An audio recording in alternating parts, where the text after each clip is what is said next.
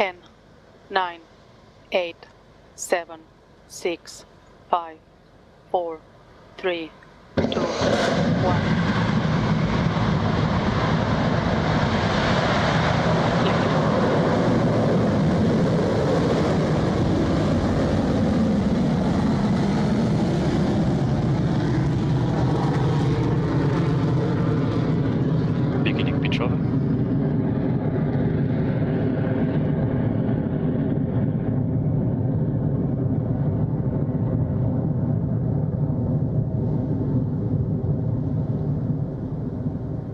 Stage 1 propulsion nominal.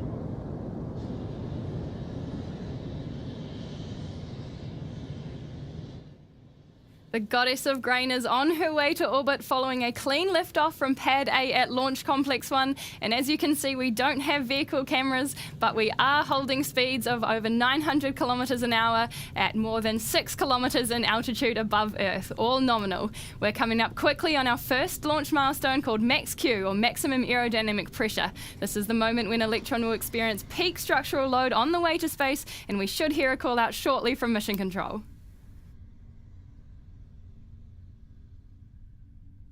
Cleared Max Q.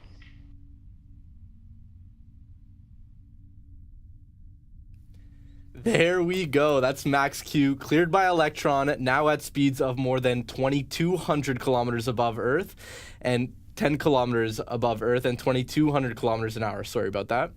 Up next is MECO, or main engine cutoff, where we'll say goodbye to Electron's first stage and its 9 Rutherford engines once they shut down. After shutdown, the first stage will separate, making way for the second stage to take over. Powering the second stage, the single vacuum optimized Rutherford engine will soon make its debut, igniting to continue the mission. Just a reminder, we're trying to get those cameras back, but we can reassure you we are nominal at this stage. Right, the second engine will take over on a critical task of propelling the payload towards its targeted trajectory, ensuring it reaches orbit as planned. So we should hear that call out from MECO in about 40 seconds. Let's listen in. 15 seconds to staging. Entering burnout attack mode.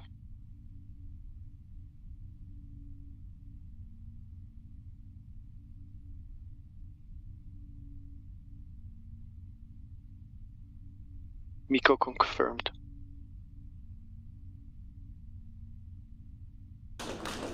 Stage separation confirmed.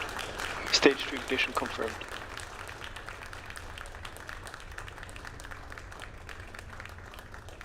And there it is, confirmation of MECO, stage separation, and a successful second stage ignition. That second stage is performing nominally while it carries QPS-SAR-13 closer to orbit at more than 7,900 kilometers per hour.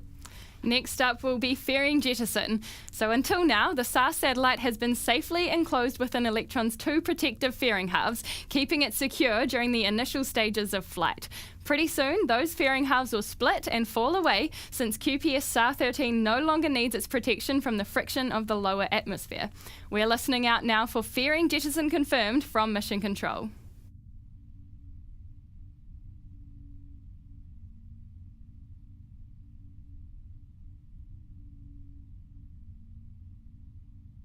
Fairing jettison confirmed. HVP discharge holding nominal. Stage 2 propulsion nominal. Fairing separation confirmed, and we have those vehicle cameras back. The QPS-SAR-13 satellite is now experiencing the vacuum conditions of space for the very first time. We are now about 4 minutes into today's flight, with just under 6 minutes left in the second stage burn.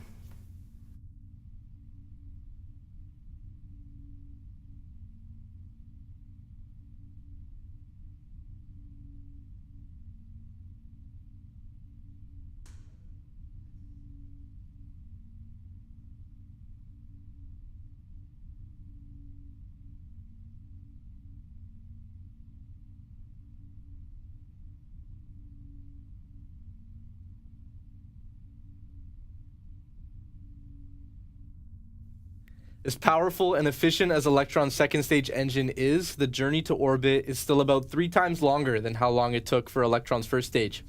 So to ensure the second stage has the energy it needs to go the distance, it performs a unique and critical maneuver known as battery hot swap. That's right. Unlike traditional engines, Electron's Rutherford engines are electrically powered, which allows us to carry out this innovative process. The second stage will seamlessly transition to a fresh set of batteries mid-flight, ensuring an uninterrupted power supply and keeping the mission right on track while we drop even more unnecessary weight on our way to space. This is a capability unique to Electron and shows the advanced engineering and thought behind its design. Yep, the process is so seamless that it can be quite easy to miss. But keep an eye on the screen for the shiny object on the right there. That battery pack will disconnect and fall away from the vehicle, and that will be our visual cue that hot swap was successful.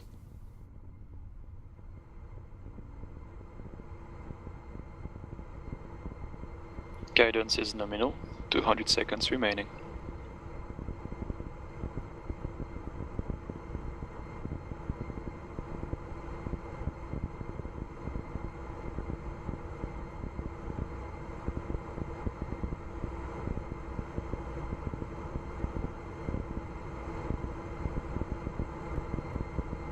HVB discharge holding nominal, approaching hot swap in 30 seconds.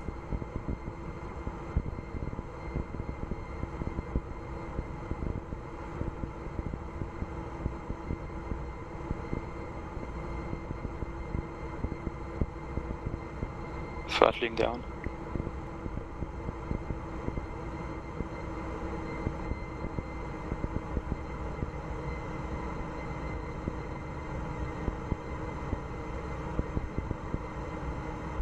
Battery jettison confirmed. Hot swap successful. Hopefully you were able to catch a glimpse of those batteries falling away, as that was successful hot swap confirmed. Electron is currently traveling at a speed of 15,500 kilometers per hour at an altitude of 244 kilometers. There's approximately 2 minutes remaining in this engine burn. We've checked off the vast majority of our primary ascent milestones now and are heading into the final actions left on the second stage. That's right, the last few milestones for Stage 2 are SECO and then stage separation of the kick stage.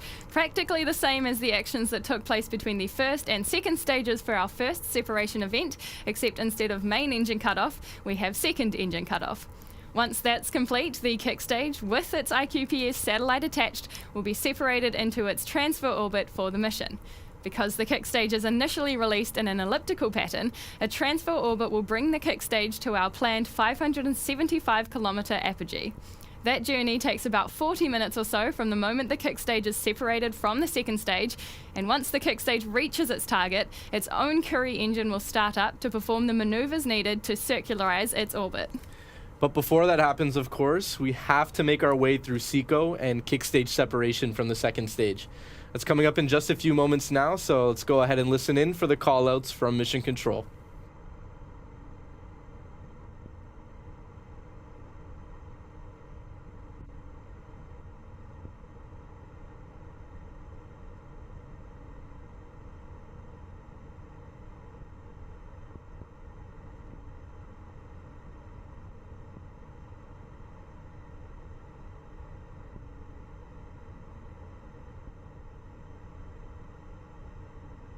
Android, burn out the tech mode.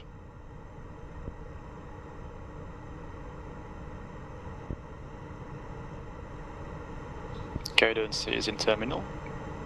20 seconds remaining.